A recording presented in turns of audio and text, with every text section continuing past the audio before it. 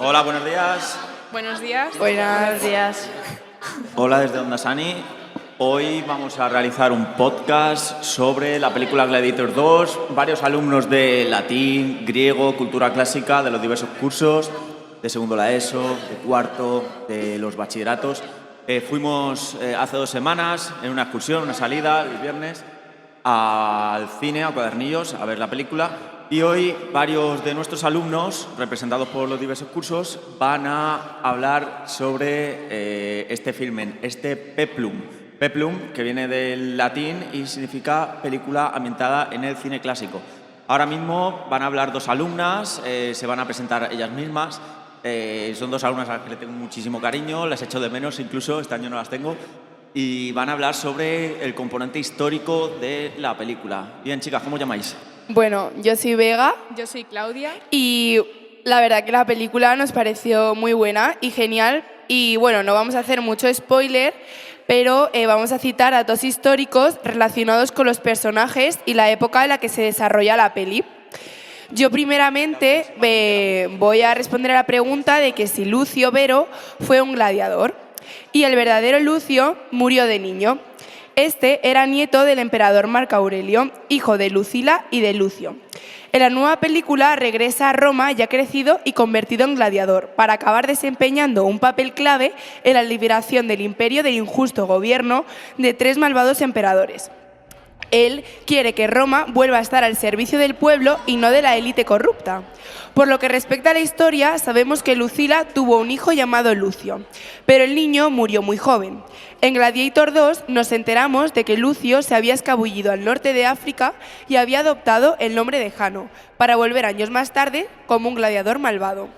A continuación, yo voy a hablar sobre los emperadores gemelos horribles, que definitivamente sí existieron, pero parece que uno de ellos se encargó más que el otro de hacer pues, esas cosas tan horribles.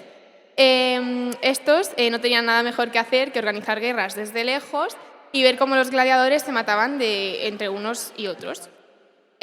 Caracalla ordenó una damnatio memoriae, es decir, borrar a Geta de la memoria pública, destruyendo imágenes, estatuas, inscripciones, etc., en las que aparecía su hermano. Aunque Gladiator 2 muestra a Caracalla siendo asesinado poco después que su hermano, en realidad reinó durante 6 años más, cuando fue asesinado por uno de sus soldados. Bueno, yo ahora voy a hablar sobre qué hay del nuevo marido de Lucila, Marco Acacio. Marco Acacio es un personaje inventado y un tipo condenadamente bueno. Los emperadores, él y su esposa Lucila, traman en secreto derrocarlos. Por supuesto, su plan fracasa y ambos son ejecutados. Pero históricamente, Lucila volvió a casarse con un militar y político llamado Pompeyano. Mientras que la versión cinematográfica nos da un cónyuge más heroico para Lucila en Acacio, en la vida real Pompeyano no participó en el complot de su esposa para asesinar al emperador y hermano Cómodo. Cómodo desterró a Lucila, pero Pompeyo se salvó. A continuación, por último, voy a hablar sobre Macrino como emperador de Roma. Macrino es el verdadero villano de Gladiator 2, que manipula a todos a su alrededor para poder vengarse del imperio que tanto odia. Era antiguo esclavo a las órdenes de Marco Aurelio y llevaba décadas conspirando contra Roma. Algunas versiones de su vida dicen que Macrino fue gladiador antes de recibir educación y ascender en el gobierno. En cuanto al Macrino histórico, fue el primer emperador que no procedía de la élite y consiguió asesinar a Caracalla, pero mientras que el Macrino de la peli lo hizo él mismo, en la realidad hizo que un soldado apuñalara al emperador hasta matarlo. Y ya está, esos son los datos históricos sobre la película. Muy bien, la verdad es que ha estado bastante completo los datos que nos han aportado, tanto Vega como Claudia. Es una película que ha causado mucha controversia a nivel histórico. ¿Por qué? Porque se produce un fenómeno llamado anacronía. La anacronía es ese fenómeno que ejecuta un desajuste temporal. No sé si os habéis informado mucho a nivel cronológico, pero a nivel de fechas no coinciden a nivel histórico. Debería haberse desarrollado un poquito antes. La película se desarrolla en torno al 190 y algo, no me acuerdo, sinceramente no me acuerdo. Y han utilizado otras fechas para hacer este ajuste con Máximo, que es un personaje ficticio, con Lucio y demás. Y ha causado, sobre todo entre los historiadores, mucha crítica. No sé si va a venir Imanol, profesor de historia, queríamos hablar de esto, porque aunque se produzca este fenómeno que tanto rechazo causa entre los historiadores, entre los profesionales, Vega quiere ser historiadora, por ejemplo, yo creo que es una película, al fin y al cabo. No tenemos que hacer una tesis ni una investigación muy profunda de ello. Es una película que nos sirve para acercar el mundo de Roma a la gente y yo creo que cumple con sus expectativas principales. Pues que veamos en qué consiste el mundo romano, el mundo de los gladiadores, que conozcamos las naumaquias, que muy poca gente las conoce, etcétera, etcétera. Y para esto va a hablar Ainhoa, ¿verdad? Que nos va a hablar sobre todo del argumento e incluso del desarrollo de personajes y otras características de la película. Sí. ¿Qué tal, Ainhoa? Todo bien, todo bien. Yo voy a hablar un poco del argumento, profesor, del desarrollo de los personajes de la película. La trama de la película de Gladiator 2 se centra en Lucio Vero, el hijo de Lucila, que ya aparece en la primera película, quien ahora es un adulto. Tras los eventos de la película original y tras la conquista de Roma Numidia, situada al norte de África, como ya habían dicho mis compañeras, Lucio es llevado al Coliseo, donde, como Máximo, se convierte en un gladiador bajo la influencia de Macrino. Mientras tanto, en ese momento, Roma estaba al control de dos emperadores gemelos llamados Geta y Caracalla, quienes hacían una pésima gestión en Roma e ignoran las necesidades del pueblo. La narrativa de la película explora temas tanto de venganza, identidad y legado. El protagonista busca restaurar el honor y la justicia de Roma, apoyado por otros personajes como su madre, Lucila, o el general Acacius. Esta secuela es dirigida nuevamente por Ridley Scott, con un elenco destacado de actores que incluyen a Paul Mescal, el actor de Lucio, Denzel Washington, Macrino y Pedro Pascal, el general Acacius. Ahora voy a hablar un poco de los personajes. Por ejemplo, el primero, el protagonista de la película, Lucio Vero, que, como ya he dicho, es el hijo de Lucila y es el protagonista principal de la película. Tras los sucesos de la primera película, Lucio es enviado por su madre a Numidia para que esté protegido. Siguiendo los pasos de Máximo, se convierte en una figura famosa y alabada en el Coliseo. Sin embargo, también se enfrenta a los dos emperadores corruptos, Geta y Caracalla. Su madre, Lucila, es interpretada por Connie Nielsen. Es la hija del exemperador Marco Aurelio, hermana de Cómodo y madre de Lucio. En la primera película es una mujer retratada como inteligente, fuerte y estratégica, que busca proteger a su hijo y a sobrevivir a la corrupción que reinaba en Roma. Busca ayudar también a Máximo, interpretado por Russell Crowe, a restaurar la película. En la segunda película vive con el peso de sus decisiones pasadas, incluida a la de enviar a su hijo a Numidia. En la secuela, la relación entre madre e hijo es central. El general Acacio es un general romano, ficticio como ya habían contado mis compañeras, que regresa a Roma tras liderar una campaña militar en Numidia. Su regreso como héroe de guerra lo coloca en el centro de las celebraciones organizadas por los emperadores Geta y Caracalla. A lo largo de la película, Acacio también conspira junto a su mujer contra los dos emperadores. Macrino es un antiguo esclavo que logra ascender en el sistema romano para convertirse en el maestro de gladiadores. Los entrena y dirige a combates, como ocurre en la película, y aunque presenta una fachada de lealtad a los emperadores, Macrino guarda resentimiento por su pasado como esclavo bajo Marco Aurelio. Este resentimiento alimenta sus ambiciones de poder, llevándolo a manipular a los protagonistas y a los emperadores para avanzar al poder. El emperador Geta es uno de los coemperadores de la película. Es interpretado por Joseph King. Junto a su hermano gemelo Caracalla, Geta gobierna tras los eventos de la película original. Su reinado está marcado por la corrupción y la decadencia, lo que convierte a uno de los antagonistas de la trama. Es caracterizado por ser un personaje corrupto e incompetente, más enfocado en su propio placer y el poder que en el bienestar del pueblo. Aunque ambos hermanos comparten poder, su relación está plagada de tensiones y desconfianza. Geta organiza espectáculos en el Coliseo para celebrar las victorias de Roma, lo que incluye las competencias gladiatorias donde Lucio emerge como figura destacada. Y por último, voy a hablar del emperador Caracalla. El emperador Caracalla, interpretado por Fred Hetzinger, es el otro coemperador que lidera Roma junto a Geta. Es representado como un personaje impulsivo, déspota y paranoico, características que lo hacen extremadamente peligroso.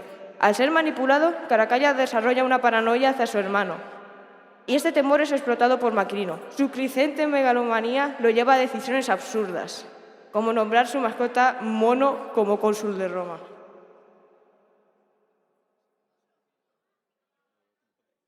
Vale, muchas gracias, Ainhoa. Me ha parecido muy interesante que menciones la primera película, porque bueno, mucha gente es inevitable que caiga en las comparaciones, primera y segunda película. A mí las dos me parecen espectaculares. De hecho, la primera me parece una de las mejores de este siglo, del siglo XXI, una película también de Ridley Scott del año 2000. Mucha gente dice que es una secuela, pero que también es una recuela, porque es que recuerda paso a paso la vida de Lucio a la vida de Máximo. Le pasa exactamente lo mismo, ¿no? ¿Cómo empieza Ainhoa la primera película?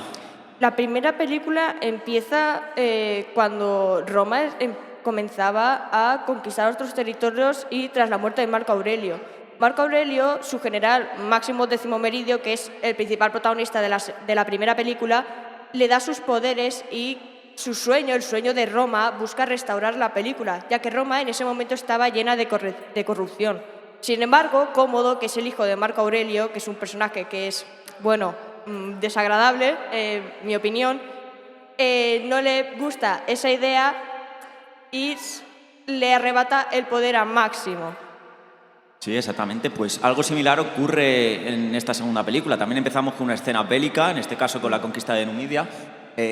Seguimos con que el personaje principal, en este caso Lucio, pasa a ser un esclavo que se convierte en gladiador y que mediante batallas y batallas y batallas va ganándose el cariño del público y finalmente aquí viene el cambio respecto a Máximo, consigue ese sueño de Roma, ¿no? Consigue la rebelión, consigue, bueno, finales que no voy a hacer mucho spoiler porque habrá gente que todavía no haya visto la película y la quiera ver. Entonces estaremos hablando de una secuela, pero a la vez un remake, ¿no? Sería algo, la verdad es que sí. Algo así.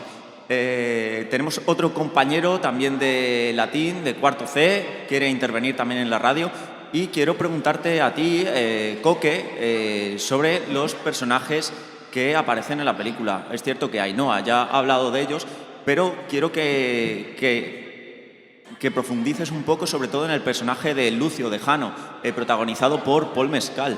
Hablando con otros profesores, incluso compañeros de fuera del instituto, he hablado sobre la figura de Paul Mescal. Paul Mescal viene de otras películas, por ejemplo de After Sun, del 2022, y son películas extrañas. ¿Por qué? Porque no tiene nada que ver After Sun con Gladiator.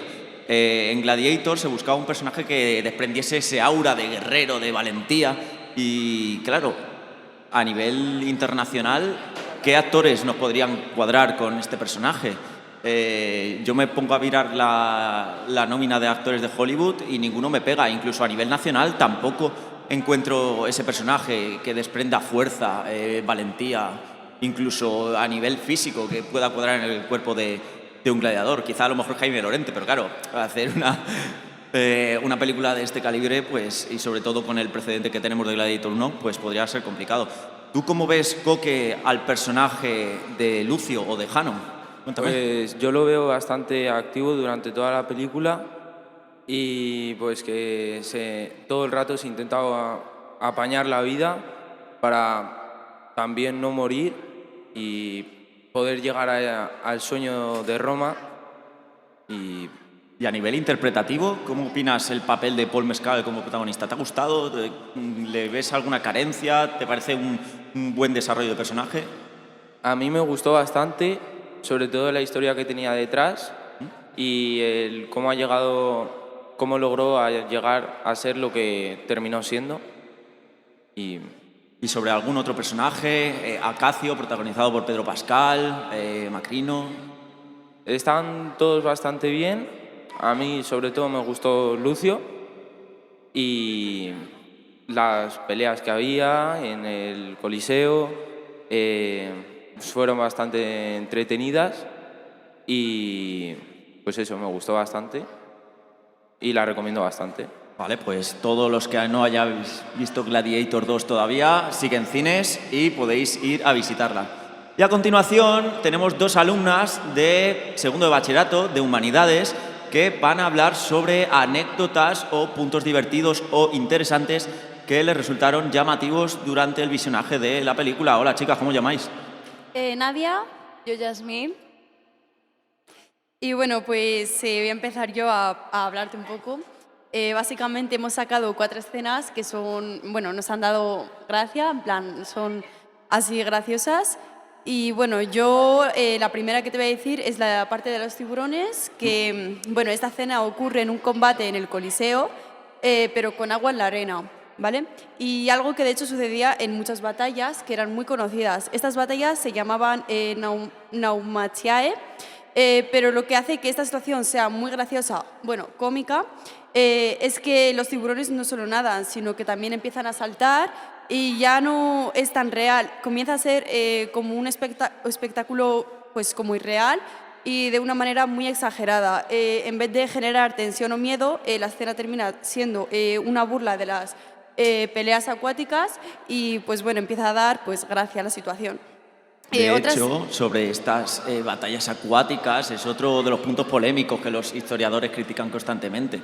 Se supone, o eso dicen algunos historiadores según he estado investigando, viendo algún podcast en Sensacine y otras páginas medianamente fiables de cine, yo no soy experto en cine, por lo visto no conocían la existencia de los tiburones, que es algo reseñable, pero bueno, es lo que hemos dicho antes, es una manera de acercar a Roma, no tiene que ser totalmente fiel, al igual que por ejemplo ocurre en Napoleón, que también hay 1000 fallos históricos, pero es una manera de que la sociedad, ya seáis adolescentes, adultos, niños, que puedan aprender un poquito de lo que era Roma, y en este caso las naumaquias, estas batallas en el Coliseo. El Coliseo se llenaba de agua, ocurrió 2 o 3 veces y pues se realizaban batallas de barcos, sobre todo recreaciones de batallas históricas. Sí, como tú dices, es algo irreal, pero le da el toque a la película, saca partes graciosas y cómicas. Y bueno, voy a hablar de otra escena, que es la parte del castigo, pues donde le ponen a Lucio a remar solo. Bueno, en esta escena el gladiador Lucio recibe el castigo de remar solo, ya que este dice que no llegarán lejos así. Bueno, se supone que un gladiador, su entrenamiento consiste en peleas, en combates cuerpo a cuerpo, y lo que hace el superior es ponerles a remar, ya que al día siguiente, pues lo que os he dicho, que tienen la parte de, pues, la de los naumaquiaes, y bueno, pues el superior lo considera insolente. Entonces pues le pone a remar y bueno, yo he puesto algún ejemplo que es algo que no tiene mucho sentido. Es como, por ejemplo, si a ti ahora mismo te ponen a cargar baldes llenos de agua para llenar un pozo, pero que este nunca deja de vaciarse. O, por ejemplo, o te ponen a fregar el mar cuando este nunca se va a secar. Es algo absurdo, pero da mucha gracia. Bueno, son cosas absurdas, pero no tan absurdas. Al fin y al cabo, este remo, el solitario, evidentemente, en un principio el ejercicio era colectivo, entre varios gladiadores, esclavos, y finalmente lo termina haciendo Lucio él solo, pero tampoco lo veo tan absurdo. Mucha gente que va al gimnasio sabrá de la existencia de un ejercicio que se llama hacer remo. Sí. Precisamente consiste en esto, ¿no? Es un ejercicio que sirve para fortalecer la espalda. Entonces, a nivel físico tampoco es tanta locura este castigo, ¿no? Un gladiador, sí, como dices tú, se tiene que centrar en la batalla, en la agilidad, en la resistencia, pero también tiene que mantener una forma física. Pueden ser ejercicios de fortalecimiento. Sí. Y yo voy a pasar a decir mis mejores momentos de la película, que la verdad en general está súper bien, pero yo destaco estos 2. Y es el primer combate donde los meten en el Coliseo a todos los gladiadores y les sacan como a unos tipo de monos que tienen una apariencia bastante monstruosa, con cuerpos muy musculosos y dientes muy afilados como los de un tiburón. Y mientras todos los gladiadores pues los intentan matar con sus espadas o lo que sea, lo que hace el protagonista es darle un mordisco y básicamente coger como esa naturaleza de esos monos y así pues resulta ganador también de eso. Y por último, ya para mí la mejor escena fue donde el dueño de los esclavos está hablando con Caracalla y tienen una conversación, y donde básicamente está intentando poner a los hermanos en contra para que alguno resulte muerto para que se enfrenten entre ellos.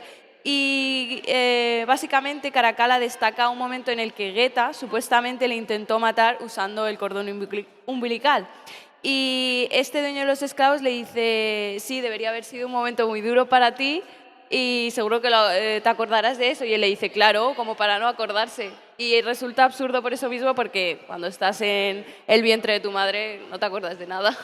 Bueno, y otro dato de esta escena es que Caracalla y Guetta no son ni siquiera mellizos ni gemelos, son hermanos que fueron de otro tiempo, otros años, y no nacieron en el mismo vientre, o sea que no tendría sentido lo del cordón umbilical tampoco. Exactamente, lo que hemos hablado antes de incongruencias históricas, ya no son anacrónicas, es decir, temporales, sino cuestiones que se han adaptado para desarrollar la película y que para el público pues, sea más ameno o que pueda tener más sentido. Recordamos que la película está dirigida a un público genérico, no solamente a latinistas o a historiadores o expertos en cine. Muy bien. Recapitulando un poco lo que acabamos de hablar, en la antigua Roma utilizaban muchas veces animales para estos espectáculos, luchas con animales. En este caso hemos mencionado los monos, unos monos que hemos descrito como seres horripilantes, horroríficos, con dientes muy afilados. Evidentemente están ficcionalizados, no son así. Es como en 300 en el ejército enemigo que aparecen criaturas con espadas en vez de manos. Evidentemente son procesos de ficcionalidad que sirven para dar una mayor potencia narrativa a la película, al igual que también utilizan rinocerontes y otros animales. En la primera, por ejemplo, utilizan tigres.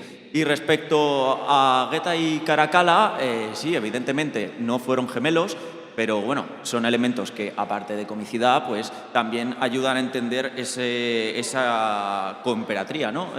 Los dos son emperadores a la vez y se pelean, entre comillas, por el trono. Tenemos como las dos partes de la cara de una moneda. Tenemos un emperador que cumple el rol de un poco más tontito, más inocente, y por otro lado un emperador más cruel, además de otras instituciones políticas como puede ser el Senado y demás. Además, cumpliendo este rol cómico, lo que habéis mencionado, ¿a quién nombran cónsules en la película? Sí, a un mono. Claro, estamos hablando de un personaje al que, bueno, digamos que cumple el rol este de ser más tontito, se le va la chota y nombra a un mono suyo como cónsul. Sí. Ahí pues también hay otro elemento de comicidad. No sé si queréis añadir algo más. Pues Yo... no. Que todo el mundo vaya a ver la peli, está Sí. súper bien. Es recomendable, Sí, sí, sí, ¿verdad? sí, mucho. Respecto a todas las críticas que ha recibido a Sí. nivel genérico, Sí. que ha recibido bastantes. Sí, a ver, yo pienso que la primera película es insuperable, pero la segunda también está muy bien, la verdad. Vale, pues muchísimas gracias, Nadia, Yasmín, y nos vemos en una futura entrega. Muchas gracias, hasta luego. A ti, adiós.